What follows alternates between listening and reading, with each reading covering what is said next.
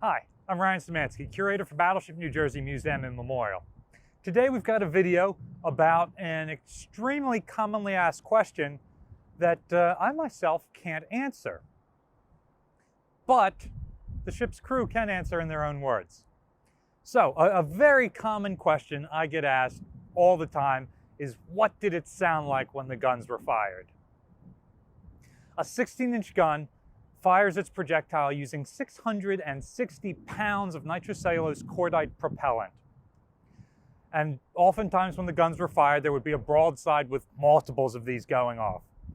So that must have been an awesome sight to see. What did it sound like? Now, I was born in 1990, which was the same year that New Jersey fired her guns for the final time. In 1991, Wisconsin and Missouri fired their guns in anger, and probably after that in training for the final times, before being decommissioned by 1992. So I was probably only 1 year old the last time one of these 16-inch guns was ever fired. Never got the chance to hear it for myself.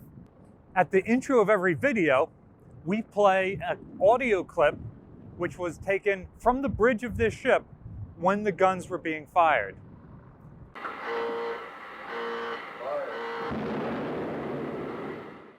And so you can listen to that clip to get an idea of what it sounded like with the various alarms and then the gun firing. Additionally, there are danger lines painted on the ship's deck that show where you should not stand when the guns are in motion. Those danger lines are only about 50 or 60 feet away from the gun house where I'm standing here, a little bit further forward.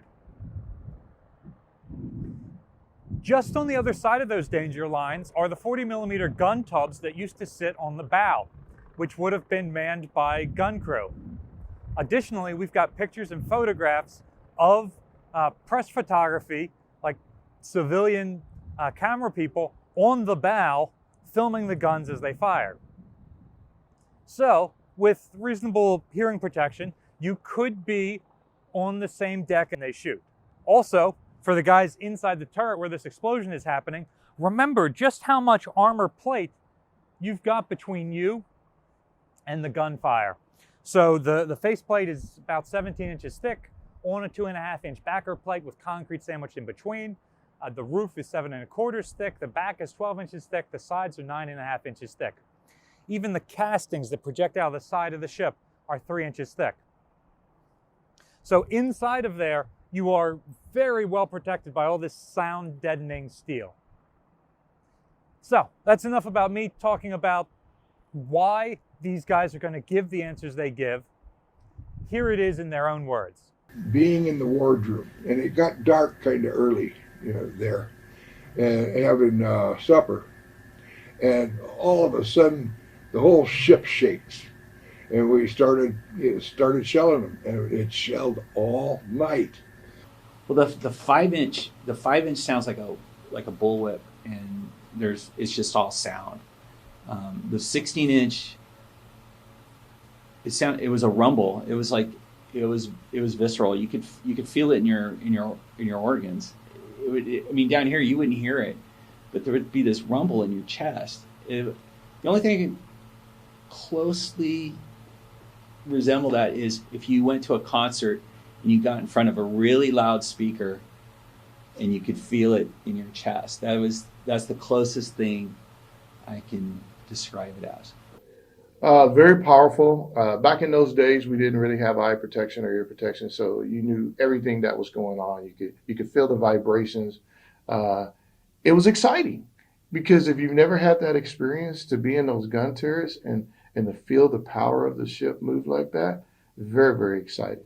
And there were times we didn't fire. There were times we were just there and something was going on up above us where it would be called off and we would not fire the guns that day. They kept you awake when they were shooting at night, I'll tell you. You didn't get much sleep. If you're on deck, it's there are 3 oogas. It's like a just like a ooga horn on an old Model A or something like that. And there was actually 3 of them, but you never heard the third one because the gun would fire at that time.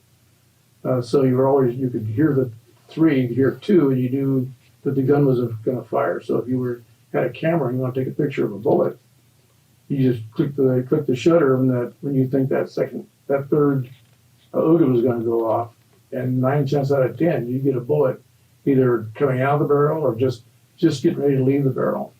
And if you watched it, you could watch the bullet go over the horizon. It was noisy. It wasn't a pop. It was a roar. And it was, you didn't really feel any, like if you shot a 5-inch, you could feel the concussion when they fired the 5-inch. But the 16s is a roar, a lot of smoke. Early on, when they were using the black powder, it was a lot of fire. So you get a little bit of heat when you were watching it. But as far as hurting your ear roar, it was just a roar. And you were always ready for it when you heard it. It was always impressive to watch it, watch the gun fire that much firepower at one time. And even one gun was very impressive. I've seen video. I've never actually witnessed a 3-gun fire of a turret, or let alone a 9-inch, because a 9-gun. Because a 9-gun, you were always at general quarters. But I've only witnessed the feeling of those. Then, and the ship wouldn't shake. It would kind of give. If it wouldn't shake or it wouldn't roll or anything, it would just like absorbing, like an absorbing give to the whole ship. And when the guns went off, when the big guns went off. Something I was going to say.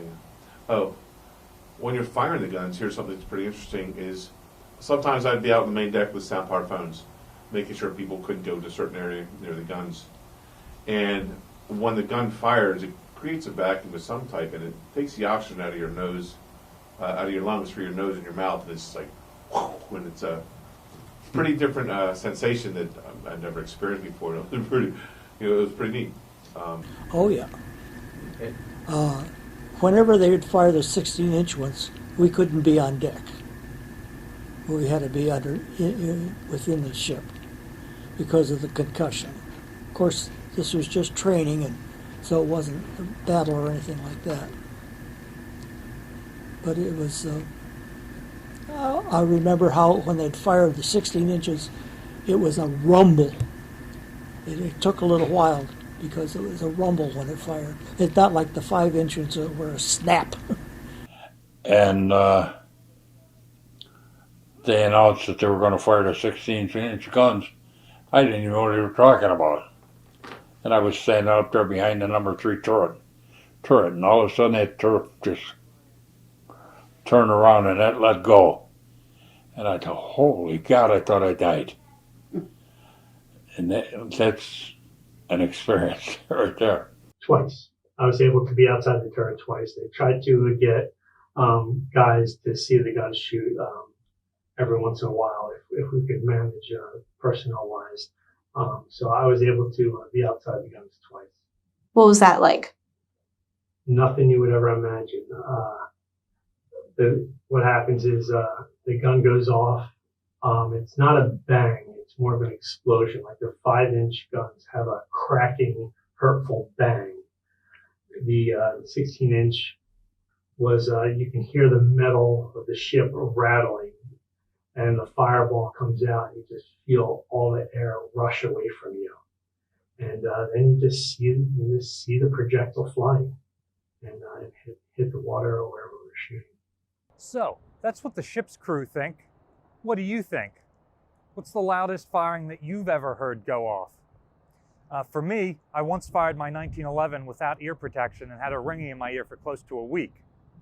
So, that, 230 grain bullet has nothing compared to one of these 16-inch guns. But let me know about your own experiences down here in the comments section. Battleship New Jersey receives operating support from the New Jersey Department of State, also from a number of other businesses and private individuals like yourselves. There's a link in the description if you'd like to donate to support the museum. You can also support us by liking, sharing, subscribing so more people find out about our channel.